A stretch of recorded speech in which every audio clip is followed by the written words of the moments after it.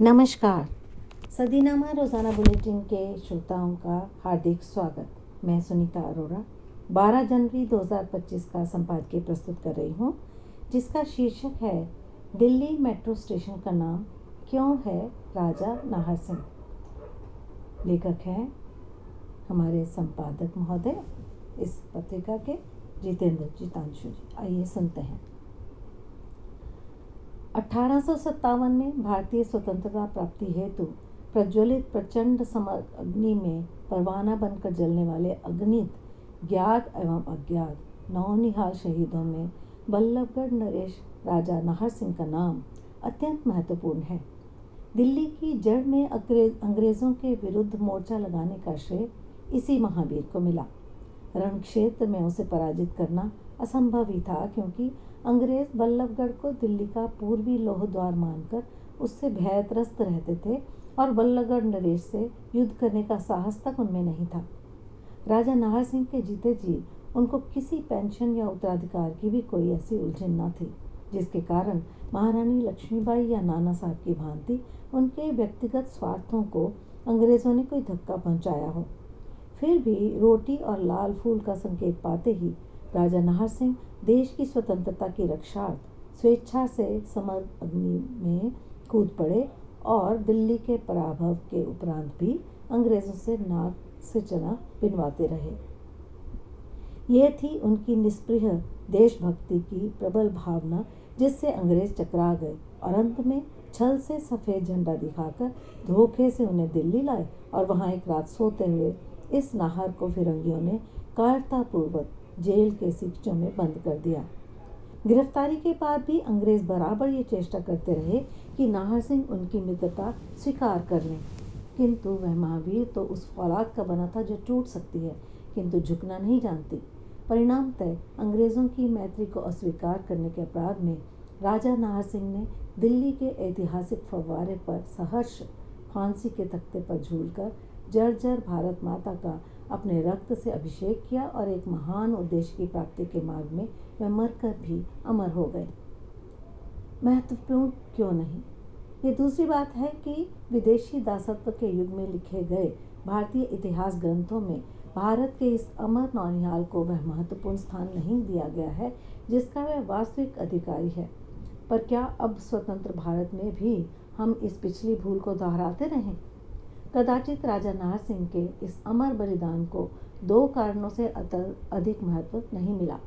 प्रथम तो यह कि बल्लभगढ़ उन रजवाड़ों में सबसे छोटा था जिन्होंने सन 1857 के स्वातंत्र्य समर में खुलकर भाग लिया और उसमें अपना अस्तित्व ही लीन कर दिया।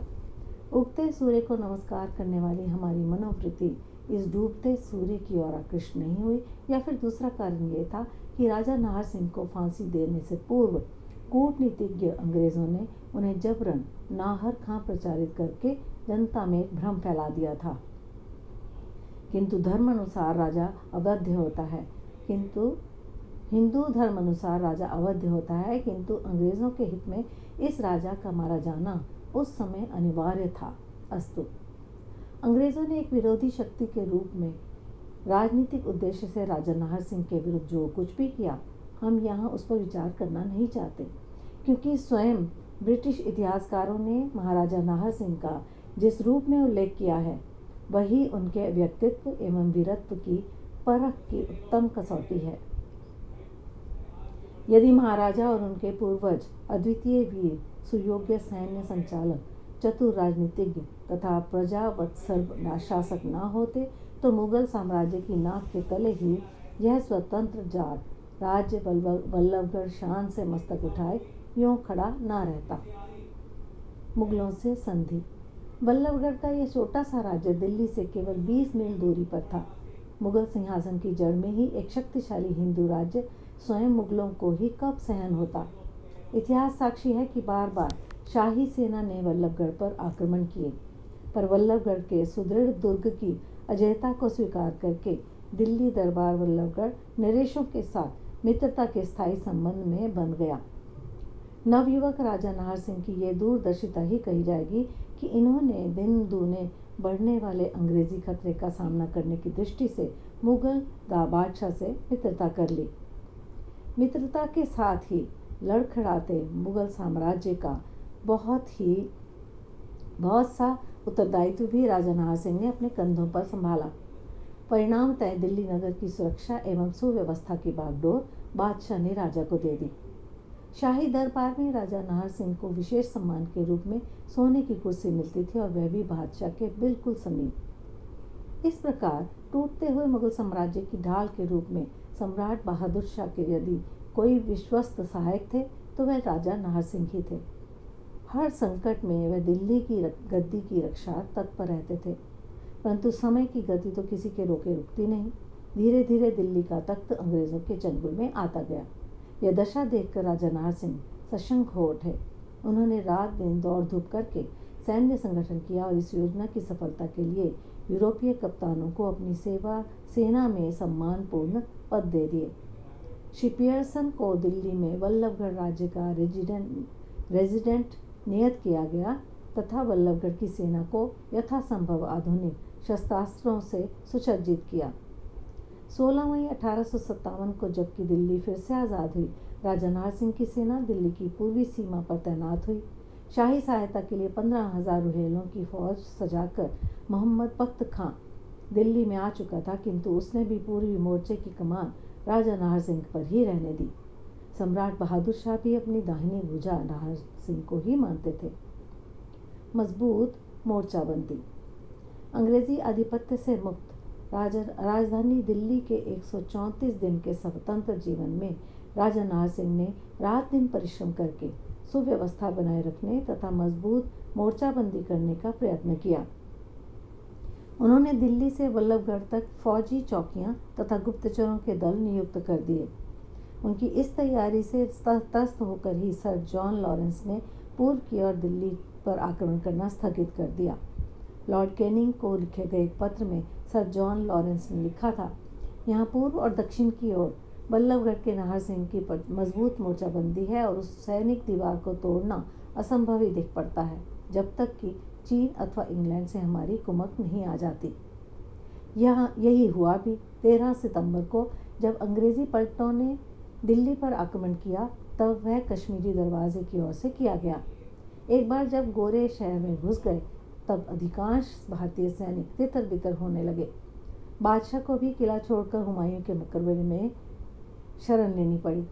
इस बिगड़ी परिस्थिति में राजा ने बादशाह से वल्लभगढ़ चलने का आग्रह किया, किंतु इलाही बख्श नामक एक अंग्रेज एजेंट के बहकाने से बादशाह ने हुमायूं के मकबरे से आगे बढ़ना अस्वीकार कर दिया। राजा नाहर सिंह की बात न मानने का प्रतिफल यह हुआ कि 21 सितंबर को कप्तान हडसन ने चुपचाप बहादुर शाह को गिरफ्तार कर लिया। फिर भी राजा ने बहादुरी दिखाई और अंग्रेजी फौज को ही घेरे में डाल दिया। खतरे को पहचानकर कप्तान हडसन ने शहजादों को गोली मार दी और सम्राट को भी मार डालने की धमकी दी। अतः राजा ने सम्राट की प्राण रक्षा की दृष्टि से घेराबंदी उड़ा ली। दिल्ली के तख्त का यह अंतिम अध्याय था। रणबांकुरे नाहर सिंह ने तब भी हिम्मत नहीं हारी। उसने रातों रात पीछे हटकर वल्लभगढ़ के किले में घुसकर नए सिरे से मोर्चा लगाया और आगरे की ओर से दिल्ली की ओर बढ़ने वाली गोरी पलटनों की धज्जियां उड़ाई जाने लगीं। हजारों गोरे बंदी बना लिए गए और अगणित वल्लभगढ़ के मैदान में धराशायी हुए।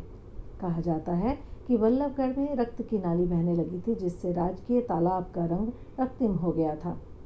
सम्राट के शहजादों के रक्त का बदला वल्लभगढ़ में ले लिया गया। धोखा। परंतु चालाक अंग्रेजों ने धोखेबाजी से काम किया और रण क्षेत्र में संधि सूचक सफेद झंडा दिखा दिया। 4 घुड़सवार अफसर दिल्ली से वल्लभगढ़ पहुंचे और राजा से निवेदन करने लगे कि सम्राट बादशाह से संधि होने वाली है, उसमें आपका उपस्थित होना आवश्यक है। अंग्रेज आपसे मित्रता ही रखना अभीष्ट समझते हैं। भोला जाट नरेश अंग्रेजी जाल में फंस गया। उसने अंग्रेज़ों का विश्वास कर 500 चुने हुए जवानों के साथ दिल्ली की ओर प्रस्थान कर दिया। इस प्रकार अंग्रेजी कूटनीति वल्लभगढ़ की स्वतंत्रता का अभिशाप बनकर राजा नाहर सिंह के सम्मुख उपस्थित हुई। दिल्ली में प्रवेश करते ही छिपी हुई गोरी पलटन ने अचानक राजा नाहर सिंह को बंदी बना लिया। उनके बहादुर साथियों को मार काट कर दिया गया। दूसरे ही दिन पूरी शक्ति से अंग्रेजों ने वल्लभगढ़ पर आक्रमण कर दिया। वह सुदृढ़ दुर्ग, जिसे अंग्रेज लौह द्वार कहते थे, 3 दिन तोप के गोलों से गले मिलता रहा। राजा ने अपने दुर्ग को गोला बारूद का केंद्र बना रखा था। बरसों तक लड़ने की क्षमता थी उस छोटे से किले में, किंतु बिना सेनापति के आखिर कब तक लड़ा जा सकता था। उधर स्वाभिमानी राजा ने अंग्रेजों का मित्र बनने से साफ इनकार कर दिया। उसने कहा, शत्रुओं को सिर झुकाना मैंने सीखा नहीं है। 36 वर्षीय राजा की सुंदर लुभावनी मुखाकृति को देखकर हडसन ने बड़ा दया भाव दर्शाते हुए समझाया, नाहर सिंह, मैं तुम्हें अब भी फांसी से बचा सकता हूँ, थोड़ा सा झुक जाओ। राजा ने हडसन की ओर पीठ करके उत्तर दिया, कह दिया, फिर सुन लो, गोरे मेरे शत्रु हैं, मेरे देश के शत्रु हैं, उनसे क्षमा मैं कदापि नहीं मांग सकता। लाख नाहर सिंह कल पैदा हो जाएंगे। नाहर के उपयुक्त उत्तर से अंग्रेज बौखला गए। उन्होंने राजा को फांसी देने का निश्चय किया और चांदनी चौक में आधुनिक फव्वारे के निकट, जहां राजा नाहर सिंह का दिल्ली स्थित आवास था, उनको खुलेआम फांसी देने की व्यवस्था कर दी गई। दिल्ली की वह जनता जो किसी दिन राजा को शक्ति का देवता मानकर उसे अपनी सुरक्षा और सुव्यवस्था का अधिष्ठाता समझती थी, उदास भाव से गर्दन झुकाए बड़ी संख्या में अंतिम दर्शन को उपस्थित थी। उस दिन राजा की 36वीं वर्षगांठ थी, जिसे मनाने के लिए वह वीर इस प्रकार फांसी के तख्ते के निकट आया मानो अपनी वर्षगांठ के उपलक्ष्य में तुलादान की तराजू के निकट आकर खड़ा हुआ हो। राजा के साथ उसके 3 अन्य विश्वस्त साथी भी थे, खुशहाल सिंह, गुलाब सिंह और भूरा सिंह। वल्लभगढ़ के 4 नौनिहाल देशभक्ति के अपराध में साथ साथ फांसी के तख्ते पर चढ़ गए।